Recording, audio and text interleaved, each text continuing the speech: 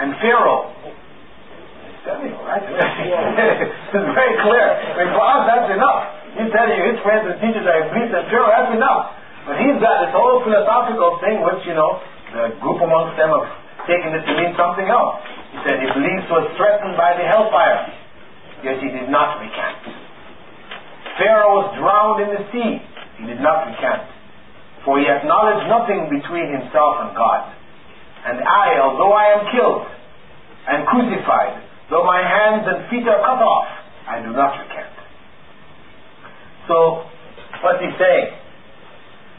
He's saying here that Iblis, when Allah told Iblis to bow to Adam, Iblis refused to bow.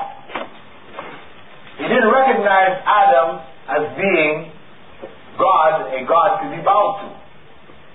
So this was the act of Tawheed. That's what they argued. Iblis was, reiterating his belief in Tawheed. So he refused to bow. And Pharaoh, of course Pharaoh said, Ana Rabbukum al-A'la. I am your Lord Most High. Pharaoh said, there is. Pharaoh recognizing that there's no God besides him. He and God are one. And of course, when the Islamic court found this individual just totally unrepentant, they took him out and cut his head off. And if you read in the books of the Sufis, right, they will describe the miracle which took place. They say when his head was cut off, it rolled on the ground saying, Anal Haq, Anal Haq, Anal Haq. So as it was rolling. And they write this stuff. So for them this is just confirmation of that belief, It's like in the time of Ali radiallahu anhu, when he caught some of his companions, or some of the people who were claiming to be his followers, attributing to him divinity, right? This was introduced by Abdullah ibn Saba, right? The Jewish supposed convert to Islam from Yemen. When he caught some of them who they're giving him attributes of Allah, and he set them on fire. He killed them by burning them alive. When they were tied up and being burnt, they said, now we know for certain that you are Allah, because only Allah punishes with fire. That same kind of state of affairs, right? So, for us, in terms of Halad's head rolling and saying Anal Haq, it's not really a problem. If it's true, if it's not mythology that they made up, if it's true that his head rolled and kept saying Anal Haq, it's not a problem for us. Because Allah tells us in the Quran the story of As-Samiri. If you reflect back on that story, what is Allah telling us in that story? When Prophet Musa went up to receive the commandments, and he left Harun behind, and God's peace and blessing be upon them, and As-Samiri amongst them got the people to melt their gold, and he made this calf, right? He claimed he saw an angel walk in and picked up the dust from the footprint of the angel and threw it on in the mix, right? They're mixing up to make the calf. When the calf was formed and the people stood before the calf said, moo. Of course, the people all dropped down in sujood, bowing to this calf, because the calf was mooing, lowing. Was the calf actually lowing and mooing? No. It's the jinn. The jinn can go inside the calf and make the sounds. And I'm sure you're all familiar with the phenomenon last year of Ganesh, right? The elephant head god of the Hindus.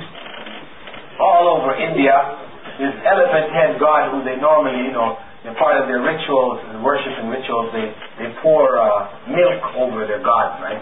The head of the god, right? And they pour it in the mouth. But normally the milk is just poured down the side. But one day, pouring the milk in the mouth of the elephant head god, it wasn't going down the sides anymore. He was drinking. He was drinking all over India. Even in Dubai, we have a temple here, Hindu temple in Dubai. And he was there. People were lining up to see him. When I hear in England here, he was drinking milk up here too. So, for us, it's not a problem, I mean, if there's not a hoax going on behind it, we're not saying we're just going to accept it just like that, but if it is real, if there is reality to it, then understanding the jinn, how the jinn operates, is not a problem for us to understand these kind of phenomena. Because the jinn can interfere in our world in this fashion. Among the Christians, they have what is known as stigmata. Stigmata is that every year around this time, right, or over the centuries, around this time, Easter, right, there are some Christians whose blood will start to appear in the middle of their palms. Starts to come out in the middle of their palms and their feet, middle of their feet. Sometimes around the head. Blood just starts to appear. Where does this come from? And for them, this is confirming. This is Jesus on the cross. He had the the nails in this. Even though a number of Christian historians argue that really he wasn't nailed and his arms were tied and a variety of other things, But the general images on the cross, blood coming. So this confirms for them their belief, false belief in Jesus being God. And this again, for us, no problem. Agency of the jinn. Of course, as I said, historically, anytime this happened to an individual in the past, the Roman Catholic Church, after that person died, or even during the person's lifetime, would declare that person to be a saint. Because this is a miracle. It so happens that about 15 years ago in America, a little black American girl had this.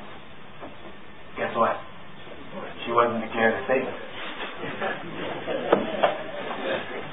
Anyway, the point is that this belief, as we said, whether it is from the Sufis or it's from Hindus or it's from Christianity, in the end, it relates back to the their inability to conceive of God creating from nothing. This is the bottom line. And for us, as Muslims, we don't have any problem with this.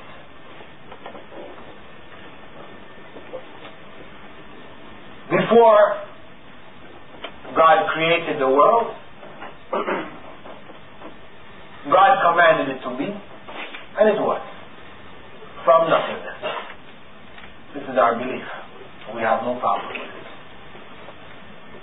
Now, there is a question which usually is raised concerning this in defense. This is raised by both Christians and Hindus